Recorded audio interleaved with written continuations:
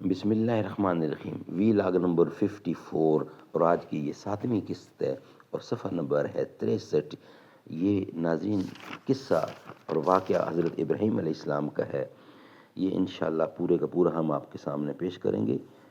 ناظرین اس کتاب کا نام ہے قصص الانبیاء، تصنیف ہے مولانا عبد المنان صاحب کی۔ ناظرین اس کتاب کے اندر حضور اکرم صلی اللہ علیہ وسلم سے لے کر حضرت آدم علیہ السلام کے تمام انبیاء کرام کے قصے ہیں، قرآن و سنت کی روشنی میں، قرآن و حدیث کی روشنی میں، اور اس کے رائٹر ہیں مولانا عبد المنان صاحب۔ نحمدہ ونصلی علی رسولہ الکریم، بسم اللہ الرحمن الرحیم۔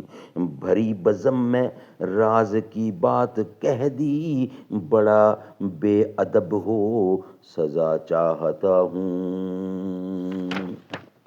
سامنے ہے جو اسے لوگ برا کہتے ہیں، جس کو دیکھا ہی نہیں اس کو خدا کہتے ہیں۔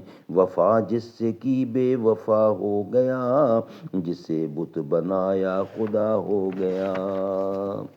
قصہ حضرت ابراہیم علیہ السلام کا۔ حضرت ابراہیم علیہ السلام، ایک آواز آئی کہ میں گواہی دیتا ہوں اے ابراہیم علیہ السلام، ایک دن تم نے کہا تھا کہ میں تمہارے بتوں کی فکر کروں گا، شاید تم ہی نے ہمارے بتوں کو توڑا ہے۔ پھر کافروں نے بالاسرار حضرت ابراہیم علیہ السلام سے پوچھا، قالوا انت فعلت ھذا بآلہتنا یا ابراہیم۔ کافروں نے حضرت ابراہیم علیہ السلام سے سخت لہجے میں کہا، کیا تم نے ہمارے معبودوں کے ساتھ ایسا کیا ہے؟ اور ہم لوگ زیادہ تر گمان بھی تم پر ہی کرتے ہیں۔ حضرت ابراہیم علیہ السلام پر برابر یہ لوگ زور دے رہے تھے اور چاہتے یہ تھے کہ وہ خود اپنی زبان سے اپنے جرم کا اقرار کر لیں، لیکن یہ کام بذات خود حضرت ابراہیم علیہ السلام کا نہیں تھا، بلکہ یہ کام تو اس ذات باری تعالیٰ کی طرف سے تھا جس نے حضرت ابراہیم علیہ السلام کو رسول بنا کر بھیجا تاکہ وہ اپنے باطل عقائد پر نادم و پشیمان اور شرمندہ ہوں۔ چنانچہ دربار الہی سے حضرت ابراہیم علیہ السلام کو حکم ہوا کہ آپ ان لوگوں سے کہہ دیجئے کیوں نہیں اپنے بڑے معبودوں سے دریافت کرتے ہو، کہ کیوں نہیں تم اپنے معبودوں سے پوچھتے ہو جو سب سے بڑا ہے اور اسی کے ہاتھ میں کلہاڑا ہے۔ ارشاد ربانی ہے، قولہ تعالی قال بل فعلہ کبیرہم ھذا فاسألوہم ان کانوا ینطقون۔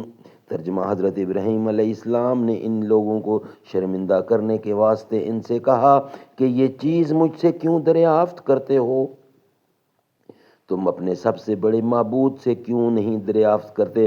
اگر وہ بولنے پر قدرت رکھتے ہیں تو وہ تمام ماجرا آپ لوگوں کو بتائے گا تاکہ آپ سب اس واقعہ سے مطمئن ہو جائیں۔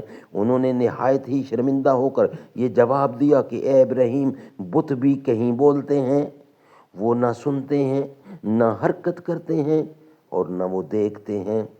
یہ مایوسی کا جواب جب حضرت ابراہیم علیہ السلام نے اپنی قوم سے سنا تو آپ نے اپنی ساری قوم سے کہا کہ اے میری قوم، جو معبود بات نہیں کرتے اور نہ دیکھتے ہیں اور نہ سنتے ہیں، پھر ان کو خدا کیوں کہتے ہو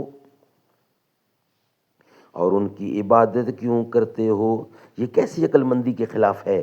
ذرا تو غور کرو۔ یہ جواب حضرت ابراہیم علیہ السلام کو سن کر ساری قوم نے اپنا اپنا سر نیچے کر لیا اور آپس میں کہنے لگے، یہ نوجوان سچ کہتا ہے اور باتیں اس کی بالکل صحیح ہیں۔ قولہ تعالی ثم نقص علی رؤوسہم لقد علمت ما هو ینطقون۔ بولے بوجہ شرمندگی کے ساری قوم نے اپنے اپنے سر نیچے کر لیے اور اسی حالت میں کہنے لگے کہ اے ابراہیم، یہ تو تم اچھی طرح جانتے ہو کہ یہ نہیں بولتے۔ پھر حضرت ابراہیم علیہ السلام نے اپنی ساری قوم کا مایوسانہ جواب سنا اور یہ خیال کیا کہ سب کے سب لاجواب ہو گئے۔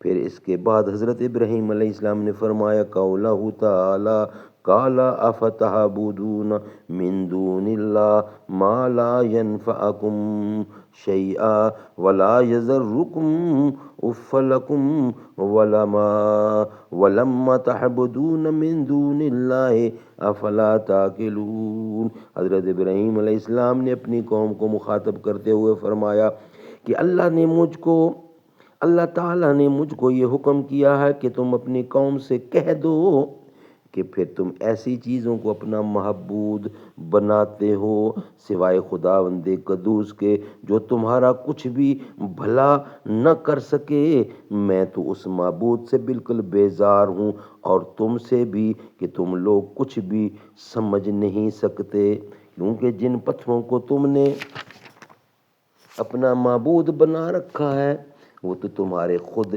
تراشیدہ ہیں، جن کو تم نے معبود بنایا ہے وہ تو تمہارے ہاتھ سے تراشے ہوئے پتھر ہیں۔ ناظرین یہ ویلاگ یہاں ہی کمپلیٹ ہوتا ہے۔ ہم نیکسٹ قسط یعنی 8ویں قسط میں اور ویلاگ نمبر 55 میں اس کا بقیہ حصہ آپ کے سامنے رکھیں گے۔ یہ ویلاگ یہاں ہی کمپلیٹ ہوتا ہے۔